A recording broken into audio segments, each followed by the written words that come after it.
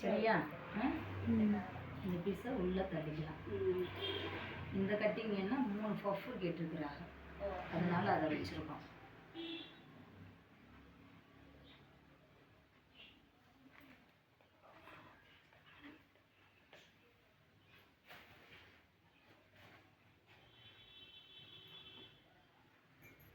இந்த இடத்துல இன்னொரு ஃப்ரெண்டு வரும்ல, அந்த இடத்துல வந்துடும். சரியா? பட்டிக்கு இந்த பக்கம் ஒதுங்கிடும். கைக்கு இப்போ எடுத்துருவோமா? ஆன் பண்ணிருப்பா.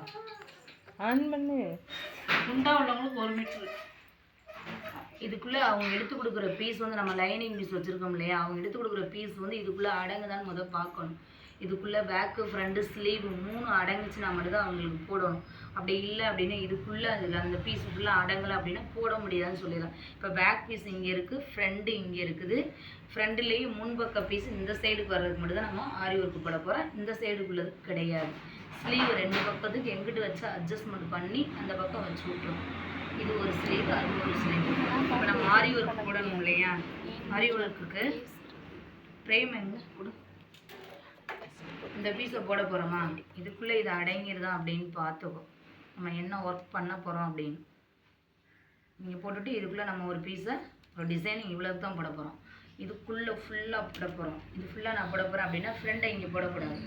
ஃப்ரெண்டை வெளியே ஆக்கிட்டு வேறு பக்கம் போட்டு தனியாக ஃப்ரேம் போட்டு போகிறோம். இது ஃபுல்லாக ஒர்க் பண்ண போகிறோம். சட்டை ஃபுல்லாக ஒர்க் பண்ண போகிற மாதிரி இருந்துச்சா, இல்லை நான் வந்து 2 இன்ச்சில் தான் ஒர்க் பண்ண போகிறேன், இதுக்குள்ளே தான் நான் அந்த பார்டரோ ஒரு திலகமோ ஏதோ ஒன்று கொடுக்க போகிறேன் அப்படின்னு நம்ம முடிவு எடுத்துகிட்டு ஃப்ரேமை வச்சு பார்த்துட்டு இது ஓகே, இதுக்குள்ளே நம்ம பண்ணலாம் அப்படின்ட்டு. இப்போ நம்ம வந்து ஒரு சின்ன பீட்ஸ் மாதிரி வச்சுக்கூடாது. இந்த அகலம் போதும். நான் வந்து 2 இன்ச்சுக்குள்ளே தான் முடிக்க போகிறேன். அதனால நான் இந்த இதுக்குள்ளே படத்தை வரைய போகிறேன். இப்போ என்ன பண்ணுறேன் அப்படின்னா, எடுத்துட்டு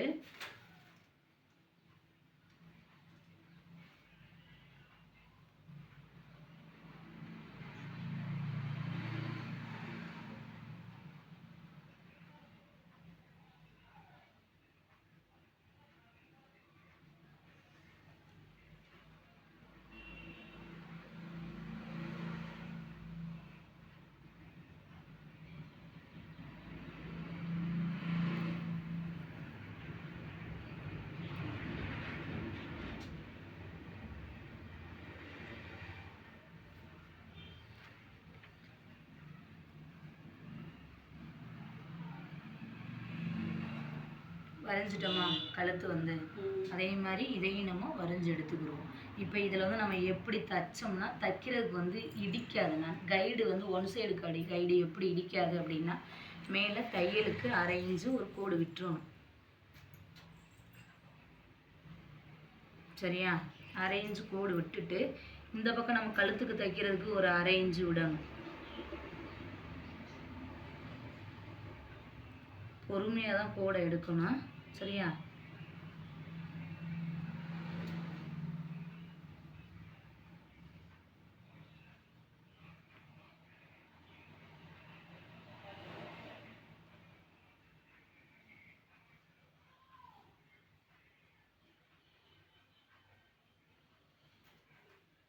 எடுத்துட்டோமா? இப்போ இது ஃபுல்லாக தையலுக்கு நம்மளோட செயின் ஸ்டிச்சை இதில் தான் நம்ம போடணும். 2 வருஷம். இது வந்து வேஸ்ட் நம்மளுக்கு வந்து நீட்டாக இந்த ஸ்டார்டிங் 2 வருஷம் போடணுமா? ஆமாம், 2 செயின் ஸ்டிச் போட்டால் தான் நம்மளோட கைடு சொல்கிறோம் இல்லையா, மிஷினில் தைக்கிறோம் இல்லையா, நண்டுக்கால் கைடு வந்து 1 சைடு இருக்கும். அதில் வந்து இடிக்காது. இங்கேயே நம்ம பாசியை போட்டுட்டோம் அப்படின்னா இங்கேயே இடிக்க சுகர் பீட்ஸை போட ஆரம்பிச்சிட்டோம்னா இடிக்க ஆரம்பிச்சிடும். அப்போ அந்த 2 செயின் ஸ்டிச் வந்து நம்ம போடணும். போட்டு முடிச்சதுக்கப்புறம் நம்ம என்ன ஒர்க் பண்ண போகிறோமோ பண்ணிக்கிறோம். அப்போ எல்லாமே நம்ம ஒர்க்கெல்லாம் போட்டு முடிச்சதுக்கப்புறம் இதில் தையல் வந்துடும், நம்மளோட ஸ்டிச்சிங் வந்துடும். இதில் வந்துடும். இந்த இடத்துல இப்படியே அடித்து குத்தி திருப்பிடலாம். மேலே அது நம்ம தைக்கிறத நான் வீடியோவாக போட்டு வரேன் எப்படி தைக்கணும் இது கிளாஸ். அதே மாதிரி ஃப்ரெண்டுக்கும் இப்படி எடுத்துக்கோ, ஸ்லீவுக்கும் இப்படி எடுத்துக்கணும். இப்போ ஸ்லீவுக்கு அப்படின்னா சொல்லிடுறேன், அவங்களோட அகலம் அந்த அளவுக்கு இருக்கும். இது ஃபுல்லாக அப்படியே வரைஞ்சிருவோம்.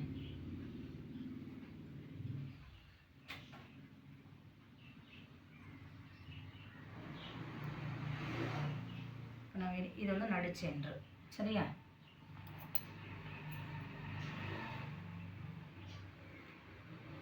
வீடியோ வந்த பக்கம் வாங்க, வீடியோ வந்த பக்கம் வாங்க.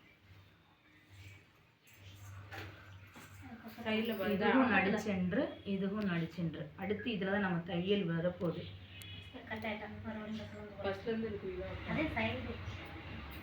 சரி பவி நீ எந்திரிச்சு சுற்றி எடுங்க. பேக்